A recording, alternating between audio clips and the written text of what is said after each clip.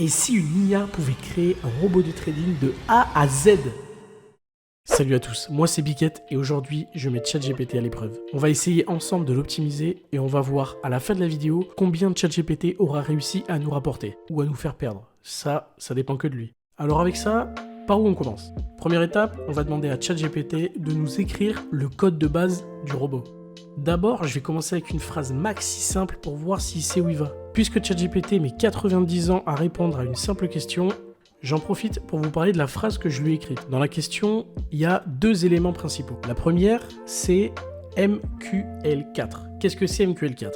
Alors c'est tout simple, c'est le langage de programmation de la plateforme MetaTrader 4 que j'ai utilisé là en cas d'exemple. Et la deuxième subtilité du message, c'est que je lui ai demandé de se baser sur la stratégie du RSI. Pour la faire simple, le RSI, c'est un indicateur qui te permet de repérer les surventes et les surachats. Donc la stratégie qu'il va mettre en place, ça va être sûrement d'acheter lorsqu'il y a une survente et de vendre lorsqu'il y a un surachat. Après avoir simplement copié-collé son code dans ma plateforme de trading, je m'aperçois qu'il y a déjà un bon nombre d'erreurs. Et ça part vraiment mal.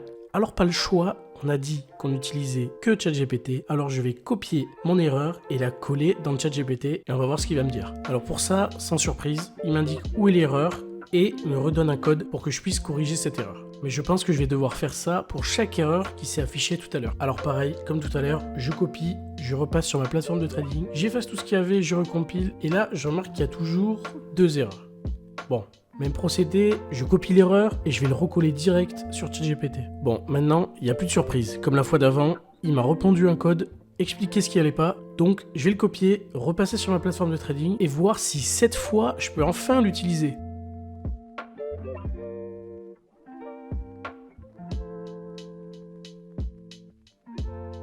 Voilà, donc là, c'est compilé, il y a zéro erreur, on va enfin pouvoir s'en servir. Donc retour sur la vraie plateforme de trading cette fois, où je suis en train de configurer justement la plateforme d'essai pour qu'on puisse mettre à l'épreuve notre robot de trading. Je vous rassure, ça a l'air super chiant, mais en vrai, c'est pas super compliqué. Si vous voulez pas vous prendre la tête, mettez comme moi dans la vidéo, et puis c'est carré. Gardez en tête que je n'ai pas optimisé le code, là, il est brut, tel quel, donc vous attendez pas des résultats magiques, ça va être tout pourri, je vous le dis direct. J'ai configuré la période du 1er janvier 2025 au 30 janvier 2025, sur une période de M15, donc une bougie égale 15 minutes. Donc je vous mets un timelapse, le temps d'accélérer tout ça pour voir à peu près le nombre de trades qu'il a pris et les résultats finaux.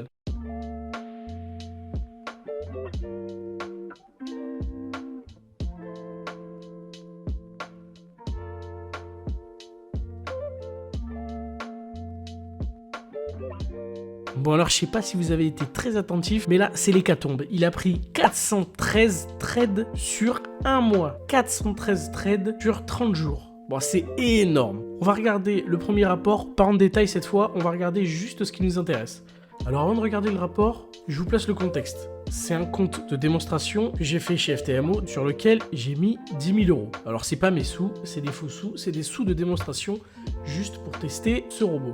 Alors maintenant, regardons le rapport de plus près. Si on passe tout ce qui ne nous intéresse pas, on voit dépôt initial de 10 000. Comme je vous avais dit tout à l'heure, c'est le solde du compte. Et juste en dessous, la case qui nous intéresse le plus. Avant de voir le profit total net, gardez bien en tête que là, c'est une simulation que je n'ai pas optimisée encore. Le vrai résultat sera qu'en fin de vidéo. Le chiffre risque de vous choquer, ou pas d'ailleurs, je sais pas. Mais surtout, perdez pas espoir, on va essayer de pimper un peu ça. En attendant, revenons à ce qui nous intéresse le plus. Le profit total net. Donc on est à moins 200 euros pour un compte à 10 000 euros. Alors attention, je précise, la taille de position était très basse. C'est quasiment le minimum que je pouvais mettre. Alors ça, on l'ajustera encore plus tard. Donc maintenant, vous vous en doutez, moins 200 euros, c'est pas suffisant.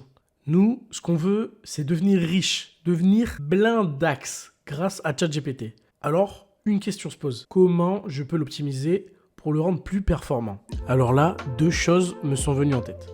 Premièrement, la qualité des trades. Il prend tout et n'importe quoi. Et ça, il faut réduire absolument. Deuxièmement, la sécurité. Eh oui, forcément, on ne peut pas laisser un robot de trading agir sur les marchés financiers avec son propre compte et ses propres sous sans sécurité. Donc, il faut qu'on installe un stop loss, un take profit et dire au robot qu'il n'a pas le droit de prendre plus d'un trade à la fois. Et pour faire ça, rien de plus simple que lui demander: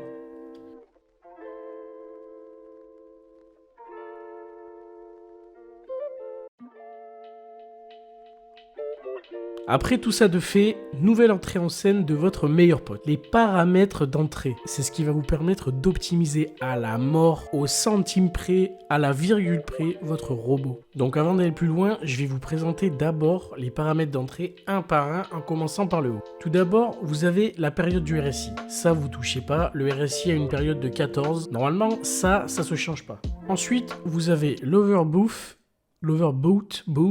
je sais pas comment on dit, et l'oversold. Donc ça, c'est les niveaux de surachat et survente. Quand le RSI est au-dessus de 70, ça vend. Quand le RSI est en dessous de 30, ça achète. Donc c'est pour ça qu'en valeur, il y a 70 et 30. Et ensuite, la taille de lot. 0,1 étant le plus faible taux de risque. Et vous pouvez aller jusqu'à, je sais pas, 10, 20, 30, suivant la marge que vous avez sur votre compte et le capital que vous avez dessus. Et ensuite, les deux plus importants, je pense, le stop loss 1% et le take profit 1%. Alors là, vous pouvez mettre à peu près ce que vous voulez. Mais je vous conseille quand même de ne pas dépasser 1% en stop loss et 4% en take profit. Ça vous fait quand même un R de 4, c'est vachement bien, mais c'est assez greedy. Pour optimiser le tout, je vais modifier quelques valeurs, comme par exemple le surachat et la survente. Je vais essayer de faire en sorte qu'ils prennent moins de trades, mais que les trades soient plus accurate, qu'ils réussissent plus à toucher le take profit. J'ai ensuite modifié le lot pour prendre des positions plus importantes. Et comme je vous ai dit tout à l'heure, le stop loss à 0,5 et le take profit à 1%, qui me fait quand même un R pas dégueu de 2. Maintenant que les paramètres sont changés et que c'est optimisé, je vous propose de le retester avec les nouvelles fonctionnalités et les nouveaux paramètres. Petit timelapse encore pour voir le nombre de trades qu'il a pris et si ça a diminué. Une fois la simulation finie, toujours avec le même compte à 10 000 $, on peut remarquer que le nombre de trades a considérablement baissé. On est passé de 400 trades à 36. L'écart est monstrueux. Mais alors, qu'en est-il du profit?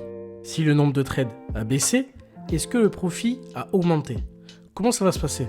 Comme par magie, profit total net 394 $. Quasiment 400 $ de profit. Donc on est largement supérieur à l'essai d'avant. Quand je vous dis que quantité n'est pas égale à qualité, c'est pas un mensonge. Choisir ses trades avec parcimonie, c'est la clé de la réussite. ChatGPT vient de nous en montrer la preuve. Je vous laisse la partie la plus détaillée du rapport. Faites pause si vous voulez, je vais pas m'attarder dessus.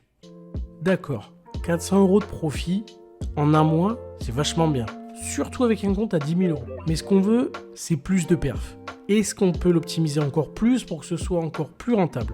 On va essayer. Pour cet essai, je vais tester en 1 heure, donc une bougie est égale à 1 heure, avec les paramètres que vous avez vus à l'écran. Je vous invite à mettre pause pour les copier. On va donc essayer de voir si ce schéma-là est plus optimisé pour notre robot ou pas. Une fois ça fini, on se rend sur le rapport et ce sera le dernier suspense pour vous de la vidéo. Après quelques optimisations de ma part, et je pense que vous pourrez faire bien mieux parce que j'y ai pas passé 1000 ans et surtout j'ai testé sur un seul actif pendant un seul mois. Donc le résultat final est de 649,88 $. Ça fait 0,65% de profit en un mois, mais rendez-vous bien compte, c'est 0,65% de profit en un mois passif, c'est-à-dire vous avez besoin de rien faire. C'est le robot qui fait pour vous. Alors voilà, la vidéo touche à sa fin. Si je dois en tirer une conclusion, est-ce que je mettrai ce robot sur mes comptes personnels? Non, on va pas se mentir, il manque encore, je pense, beaucoup d'optimisation et beaucoup de sécurité. Néanmoins, savoir que ChatGPT peut théoriquement faire générer 650 € par mois sur un compte à 10 000 $, c'est incroyable. Ça montre à quel point les technologies sont avancées à l'heure actuelle et ça fait froid dans le dos pour la suite. En attendant, si vous voulez pas vous faire remplacer par les robots et que vous êtes intéressé par le trading, je vous invite à me suivre et à aller théma les autres vidéos que j'ai fait à ce sujet. J'ai fait une vidéo sur mon journal de trading et une vidéo sur ma méthode. Pour ma part, j'espère que la vidéo vous a plu. C'était Biquette, c'est ciao.